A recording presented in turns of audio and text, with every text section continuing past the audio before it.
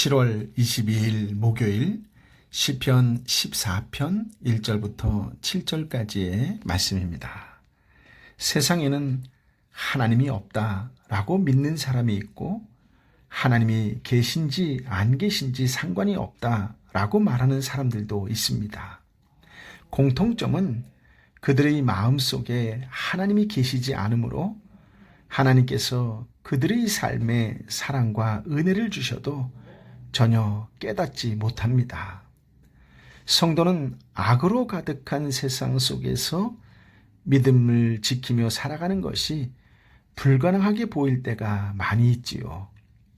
악인이 득세하고 하나님은 역사하지 않는 것 같아 안타깝고 견디기 힘들 때도 많습니다. 이러한 세상 속에 살아가는 성도는 어떻게 살아야 할까요? 1절부터 3절까지의 말씀을 함께 읽겠습니다. 어리석은 자는 그의 마음에 이르기를 하나님이 없다 하는도다. 그들은 부패하고 그 행실이 가증하니 선을 행하는 자가 없도다. 여호와께서 하늘에서 인생을 굽어 살피사 지각이 있어 하나님을 찾는 자가 있는가 보려 하신즉 다 치우쳐 함께 더러운 자가 되고 선을 행하는 자가 없으니 하나도 없도다. 아멘. 누가 어리석은 사람일까요? 세상에서는 슬기롭지 못하고 둔한 사람, 예를 들어 일반적인 상식이 부족해서 상황에 맞지 않게 행동하거나 누구나 알고 있어야 할 기본적인 것을 모를 때 흔히 어리석다, 어리석은 사람이다 라고 말합니다. 그러나 성경이 말하는 어리석은 자는 단순히 무지한 사람이 아닙니다. 영적으로 무감각하고 불경건한 사람입니다. 이러한 사람의 특징은 하나님이 없다라고 하나님의 존재를 인정하지 않습니다. 하나님이 싫다고 거절합니다.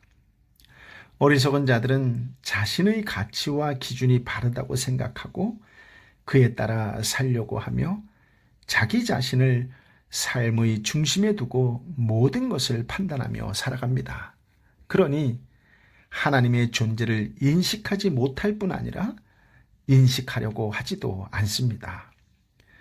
또한 자기 스스로 모든 것을 해결할 수 있다라고 생각하고 행하기 때문에 하나님의 존재를 고려하지도 않고 하나님을 찾지도 않습니다. 어리석은 사람의 또 다른 특징은 마음이 부패하고 죄악을 서슴없이 행한다라는 점이지요. 마음이 부패했다라는 표현은 영적 생명력이 전혀 없는 상태를 가리킵니다. 그러니 밖으로 표출되는 것 역시 선한 행위가 나올 리가 없습니다. 자신의 악한 본성에 따라 행동합니다. 그러므로 그들의 마음과 행동이 모두 악할 수밖에 없습니다. 만물의 주관자 되시는 하나님은 모든 사람을 지켜보십니다. 그리고 영적 지각을 가진 자를 찾고 계십니다. 인간은 영적 지각이 있어야 하나님을 발견할 수 있으며 하나님의 뜻을 깨닫고 그 뜻을 따라 행할 수 있습니다. 그러나 인생들을 모두 살펴보신 하나님은 영적 지각을 가진 자를 찾을 수가 없었습니다. 3절의 치우쳤다라는 단어는 자기 고집대로 행한다, 완고하고 반항적이다라는 뜻입니다. 즉 영적으로 무지한 자들은 하나님의 뜻보다 자기 고집대로 사는 자입니다. 모든 사람이 하나님이 원하시는 바른 길이 아닌 다른 길, 즉 곁길로 돌아섰고 더러운 자, 부패한 자가 되었으니 선을 행하는 자가 없고 하나도 없습니다. 어리석은 자는 하나님이 없다라고 선언했지만 하나님은 영적 지각을 지닌 지혜롭게 행하는 자가 하나도 없다라고 탄식하십니다. 로마서 3장 10절부터 12절에 바울의 탄식이 이렇게 나옵니다. 기록된 바 의인은 없나니 하나도 없으며 깨닫는 자도 없고 하나님을 찾는 자도 없고 다 치우쳐 함께 무익하게 되고 선을 행하는 자가 없나니 하나도 없도다. 아멘. 여러분의 마음속에 하나님이 계십니까? 4절 말씀을 함께 읽어보겠습니다. 죄악을 행하는 자는 다 무지하냐? 그들이 떡 먹듯이 내 백성을 먹으면서 여호와를 부르지 아니하는도다. 아멘. 시인은 1절의 어리석은 자들을 여기서는 죄악을 행하는 자로 부르지요. 죄악을 행하는 자들의 가장 큰 문제는 무지였습니다. 즉 하나님을 알지 못한 채 살아가는 것 자체가 심각한 죄라는 것이지요. 하나님을 알지 못하는 자들은 하나님이 선택하신 백성을 떡 주무르듯 떡 먹듯 억압하고 그들에게 고통을 안겨줍니다. 아무런 죄책감을 느끼지 못한 채 교회를 핍박하고 성도를 넘어뜨리고 억울한 누명을 뒤집어 씌웁니다. 너무나 자연스럽게 하나님의 백성을 억압하고 거짓말하고 모함하는 악행을 습관처럼 자행합니다. 하나님께 지음받았으나 교회는 다니지만 하나님을 알지 못하는 무지 속에서 자기의 악한 뜻대로 괴롭히고 억압하지요.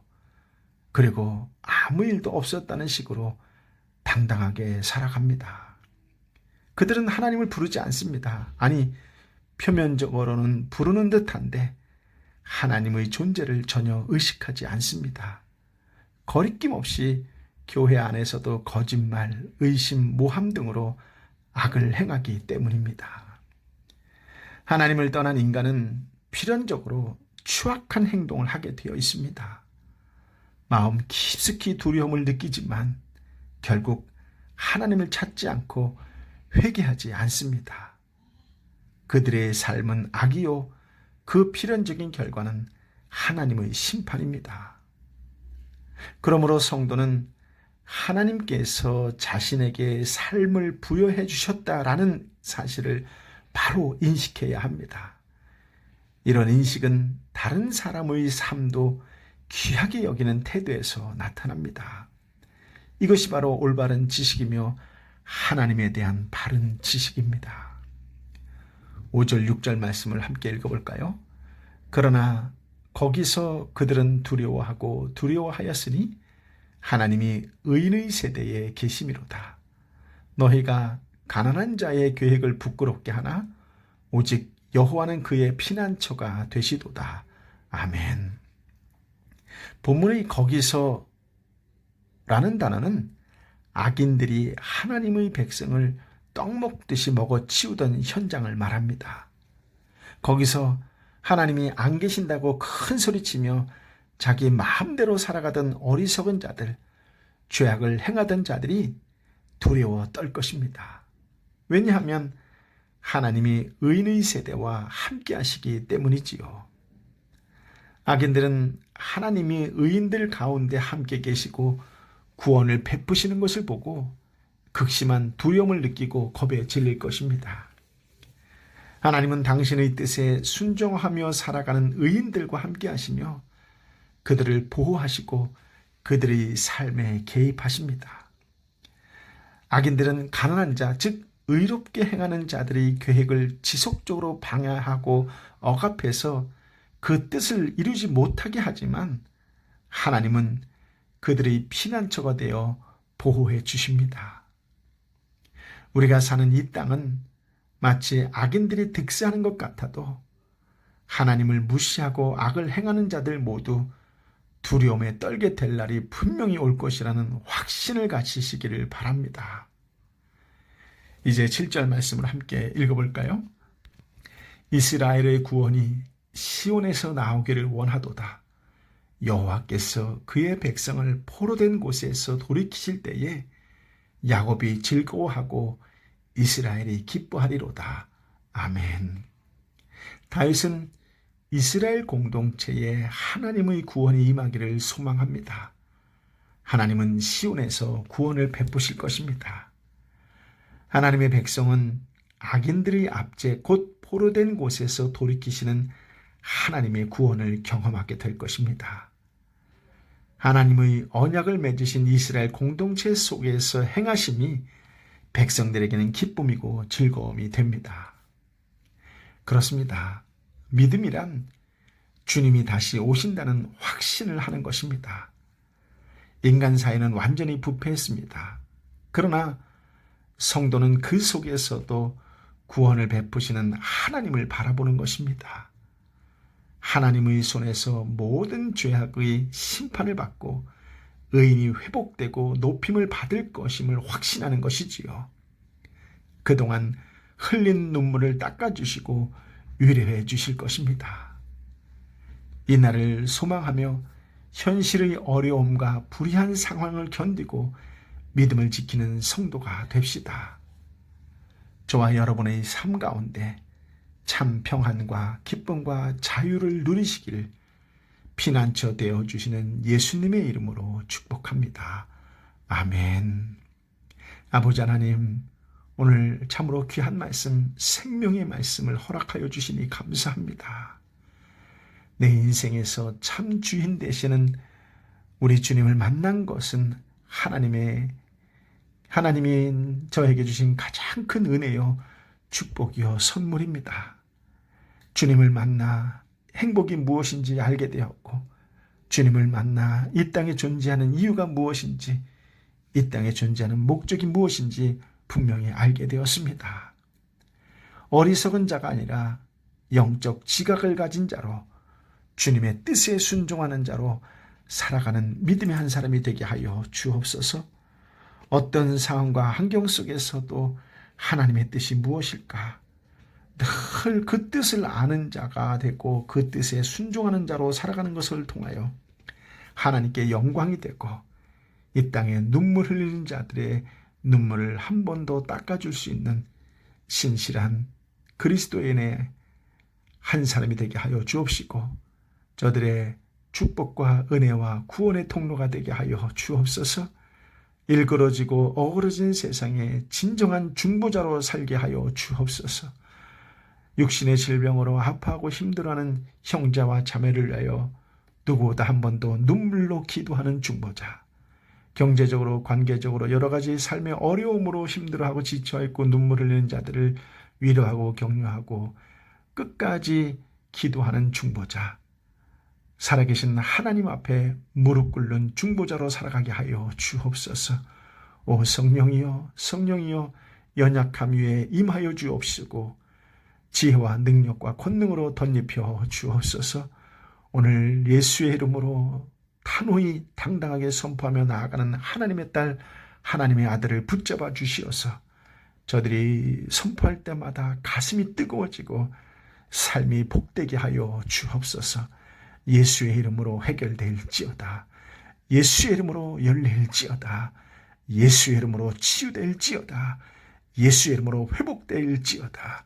아멘, 아멘 하며 예수의 이름으로 오늘도 세상 한가운데에서 크게 선포하며 나아가는 중보자의 한 사람이 되게 하여 주시옵기를 간절히 빌고 원하오니 성령이여 임하여 주옵소서.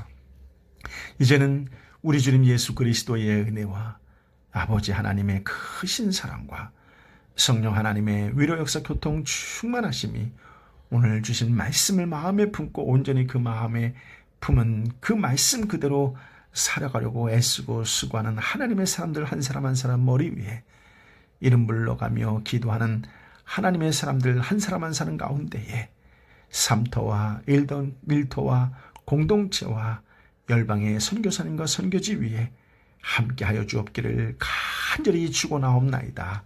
아멘.